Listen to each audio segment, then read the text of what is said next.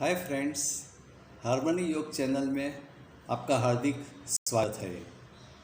आज मैं आपको योगिक क्रिया द्वारा किस तरह से शारीरिक रोग दूर हो सकते हैं और अपने ज्ञानेंद्रिय जो है जिसमें आँख, कान, नाक, जीभ और स्पर्श, ये जो भी ज्ञानेंद्रिय है उसका भी जो भी डिजीज़ होता है वो किस तरह से दूर करना है वो मैं आज आपको बताने जा रहा हूँ, जो आप ध्यान से सुनिए। और वो मैं आपकी क्रिया भी बताऊंगा। लेकिन इसके पहले ये 2021 का साल जो शुरू हुआ है तो उसके लिए मैं आपको खूब खूब शुभेच्छा पेश करता हूँ। तो आपका 2021 का साल भी बहुत अच्छी तरह से पसार हुए। अब अपने शरीर के भीतर जो भी सेंसेस है वो मैंने आपको बताया, आँख, कान, नाक, जीभ और स्पर्श। तो उसके भी डिजीज़ होते हैं, जैसे कि दृष्टि कम होनी, कम दिखाई देना, स्मेल नहीं आना, खाने का टेस्ट नहीं होना, कान में सुनाई कम होनी। तो ये सब इंद्रियों के डिजीज़ है। तो इससे भी अपने को बहुत सारी तकलीफ़ होती है। और दूसरे जो है वो शारीरिक रोग है, जैसे कि पाचन क्रिया बराबर नहीं है, अपना हार्ट बराबर फंक्शन नहीं करता है, अपना उत्सर्ग तंत्र बराबर काम नहीं कर रहा है। तो इसको किस तरह से ठीक करना वो भी मैं आपको बताता हूँ। अपना शरीर का जितने भी तंत्र है तो सभी तंत्रों का संचालन ये सब वायु करते हैं, जैसे कि प्राणवायु, अपान वायु, समान वायु, उदान वायु और व्यान वायु। और शरीर के भीतर कितने तंत्र है, ज्ञान तंत्र, श्वसन तंत्र, पाचन तंत्र, उत्सर्ग तंत्र, रुधिराभिसरण तंत्र, मज्जा तंत्र, अस्थि तंत्र, ऐसे अनेक तंत्र है। लेकिन ये शरीर के जितने भी तंत्र है उसका संचालन जो है, उसका कंट्रोल जो है वो हमारे भीतर की जो वायु जो है, 5 वायु मैंने आपको बताया, मुख्य 5 वायु है, प्राण, अपान, समान, उदान और व्यान। तो वो अगर ठीक है, बैलेंस में है, कंट्रोल में है तो कोई प्रॉब्लम नहीं होता है। लेकिन ये पांचों वायु जब इम्बैलेंस होता है, कम ज़्यादा हो जाता है, तो शरीर के भीतर रोग आते हैं। कोई भी डिजीज़ आने का मेन रीज़न यही है कि हमारे अंदर जो वायु जो है वो सम नहीं है, कंट्रोल में नहीं है, बैलेंस नहीं है। तो इसके लिए क्या करना वो मैं आज आपको बतलाता हूँ। ये 5 मुख्य वायु है, प्राण, अपान, समान, उदान और व्यान। फिर उसके भी पेटा वायु है, जैसे कि हेड ऑफिस होती है और ब्रांचेस होती है। तो इस तरह से इसके भी पेटा वायु है, जैसे कि नाग, कूर्म, कुरकुल, देवदत्त और धनंजय। ये धनंजय वायु जो है वो बहुत इम्पोर्टेंट है। आफ्टर द डेथ, मृत्यु के बाद भी धनंजय वायु जो है वो रहता है शरीर के भीतर, और उसका काम है शरीर को धीरे धीरे धीरे धीरे डिस्ट्रॉय करना। तो ये भी बहुत इम्पोर्टेंट वायु है, धनंजय वायु। अब जो तंत्र जो है वो शरीर के भीतर वो क्या काम करते हैं वो भी हम देख लेते हैं। अब मैंने आपको बताया ज्ञान तंत्र। तो ज्ञान तंत्र का काम है अपने को नॉलेज लेना, नॉलेज बांटना, डिप्रेशन, फ्रस्ट्रेशन जो है वो दूर करना और अपने को अच्छा सोचना, पॉजिटिव सोचना, नेगेटिव सोचने से बाहर निकलना, ये सब ज्ञान तंत्र का काम है। और वो योग द्वारा हो सकता है। पॉजिटिव सोचना, अच्छी सोच करनी, हर एक के लिए अच्छा सोचना, अच्छा गुड थॉट्स लाना, वो सब ज्ञान तंत्र जो काम करता है। दूसरा जो है वो हमारा हार्ट है, हमारा हार्ट है। तो वहाँ क्या होता है कि अपना प्राण वायु काम करता है, प्राण वायु काम करता है। तो ये उसके लिए क्या करना है तो ये भी मैं आपको बताता हूँ कि हार्ट अपना बराबर फंक्शन करे, लंग्स बराबर फंक्शन करे। इसके लिए प्राण वायु जो है वो काम करता है, हार्ट के ऊपर जो है वो प्राण वायु काम करता है। उसके बाद आता है पाचन तंत्र। पाचन तंत्र का काम है खाना जो हमने खाया जो लिया वो सब पचाना, डाइजेस्ट करने का काम करता है।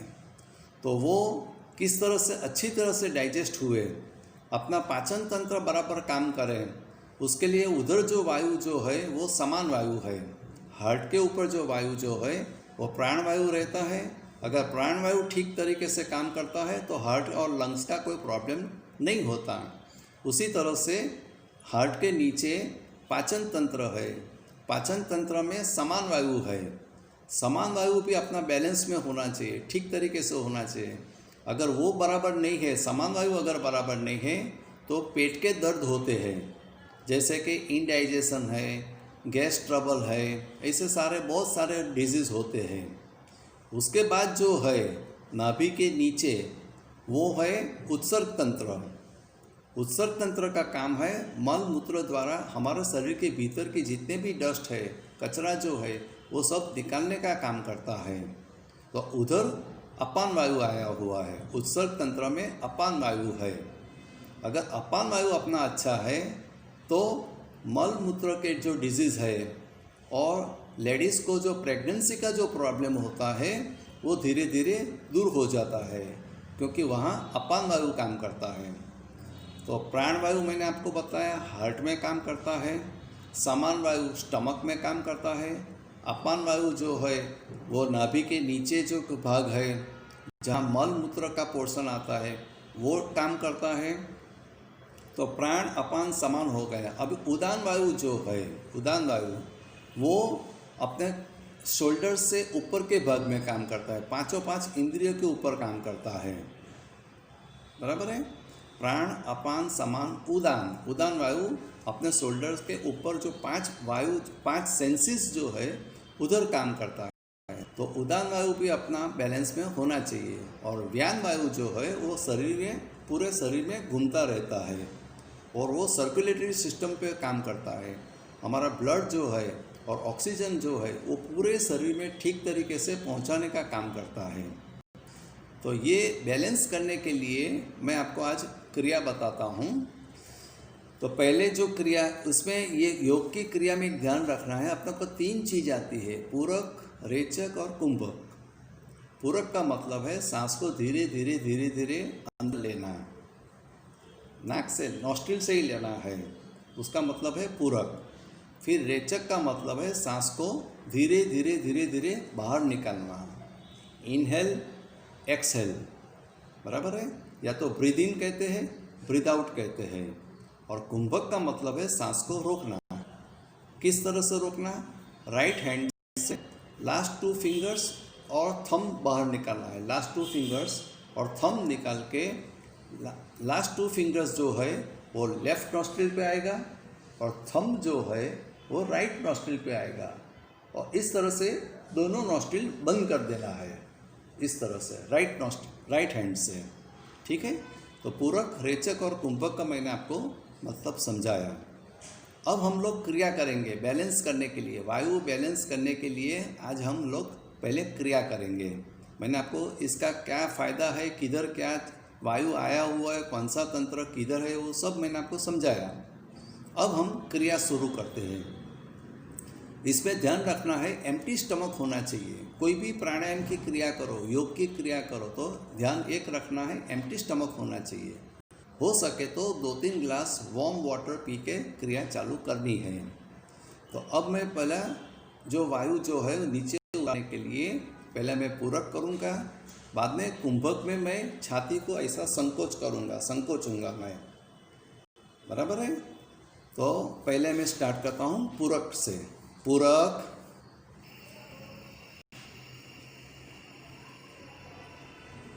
कुंभक,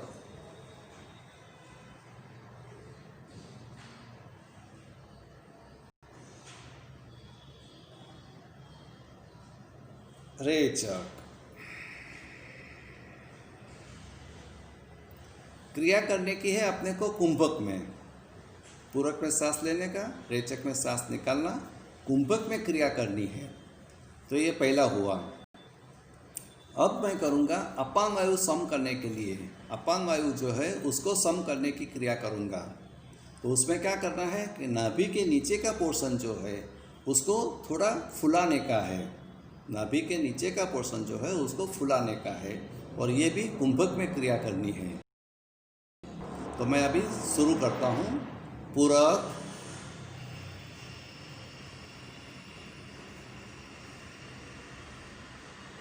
कुंभक,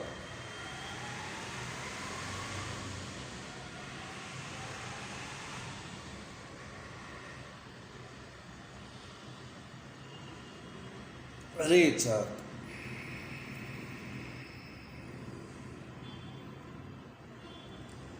तो ये करने से क्या होता है, हमारा अपान वायु जो है वो सम होता है, बैलेंस होता है। तो उत्सर्ग तंत्र के जो भी डिजीज है, उत्सर्ग तंत्र के जो डिजीज है वो धीरे धीरे दूर होता है। अब मैं जो क्रिया करूँगा वो समान वायु सम करने के लिए, तो उसमें किस तरह से क्रिया होगी, कुंभक में स्टमक को आगे पीछे ऊपर नीचे हिलाने का है। स्टमक को, अपना जो पेट है, जो स्टमक जो है उसको हिलाने का है, ऐसा गोल गोल घुमाने का है। ठीक है, तो इससे क्या होगा, हमारा समान वायु जो है वो सम होगा, वो बैलेंस होगा, ताकि हमारे स्टमक के जो भी डिजीज़ है, इनडाइजेशन है, अपचा है, खाने का नहीं पचता है, वो सब नॉर्मल हो जाता है। पेट के जो भी दर्द है वो सब क्लियर हो जाते हैं। तो अब मैं क्रिया वो करता हूँ, समान वायु सम करने की क्रिया। पूरक,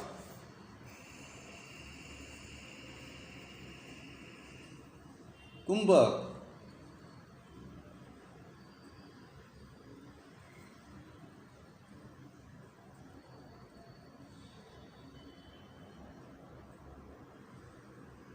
रेचक।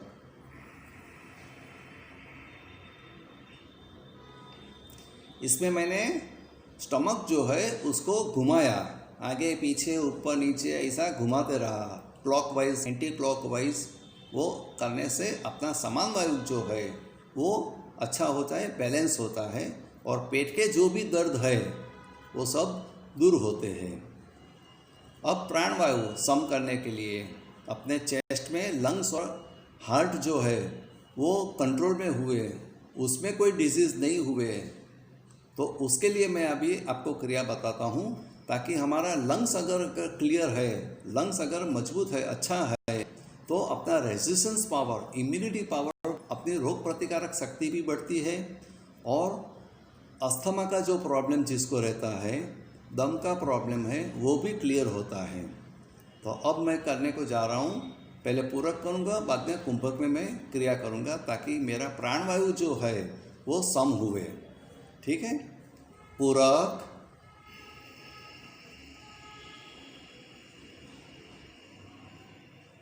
कुंभक,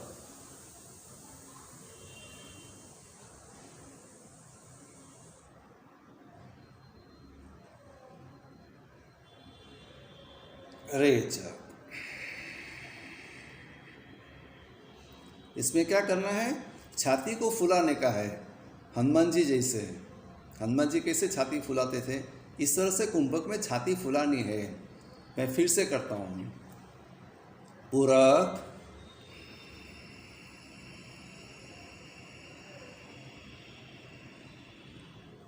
कुंभक,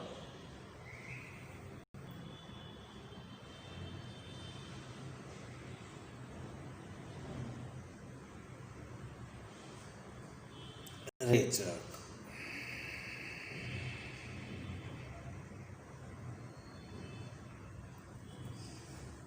अब जो क्रिया करेंगे वो उदान वायु सम करने के लिए, प्राण समान उदान तो हो गया, प्राण अपान समान। अब उदान वायु सम करने की मैं क्रिया बताता हूँ, ताकि वो क्रिया में क्या होगा कि खभे के ऊपर का, शोल्डर के ऊपर जो भी पोर्शन है, ज्ञानेंद्रिय है, आँख, कान, नाक, जीभ और स्पर्श, उसके जो भी डिजीज़ है या तो मेंटल प्रॉब्लम है, वो सब क्लियर होते हैं। तो उसमें क्या होगा कि कुंभक में अपने को मुंह को फुलाना है, इस तरह से।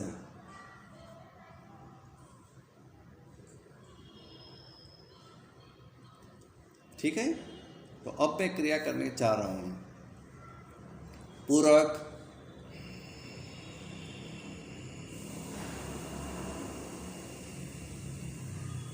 कुंभक,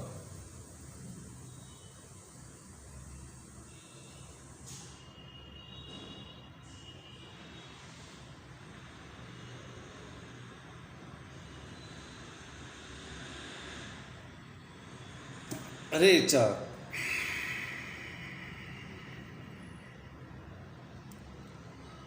ये हुआ उदान वायु सम करने की क्रिया, जो हमारे शोल्डर्स के ऊपर के भाग में रहता है। तो आँख, कान, नाक, जीभ और स्पर्श के जो भी डिजीज़ है, तो वो सब धीरे धीरे ये उदान वायु सम करने से क्लियर होता है। और व्यान वायु जैसे मैंने आपको बताया पूरे शरीर में वो घूमता रहता है। तो ये शरीर के जो भी डिजीज़ है, हार्ट के है, स्टमक के है, लीवर है, किडनी है, या तो स्टूल, यूरिन का जो भी प्रॉब्लम है, वो सब प्रॉब्लम इससे क्योर होता है। और मैंने जो लास्ट में अभी जो बताया, इससे क्या होता है, अपने जो ज्ञानेंद्रिय है, आँख, कान, नाक, जीभ और स्पर्श जो है, वो भी, इसके भी जो भी डिजीज़ है वो भी धीरे धीरे दूर होता है। ये मेरा योग अभ्यास का और योग ट्यूटर का 30 साल का मेरा जो एक्सपीरियंस है वो मैंने शेयर किया। अगर आपको अच्छा लगा हो तो आप लाइक करें, शेयर करें और सब्सक्राइब करें, ताकि दूसरे को भी फ़ायदा हुए, हमें भी फ़ायदा हुए। Thank you so much.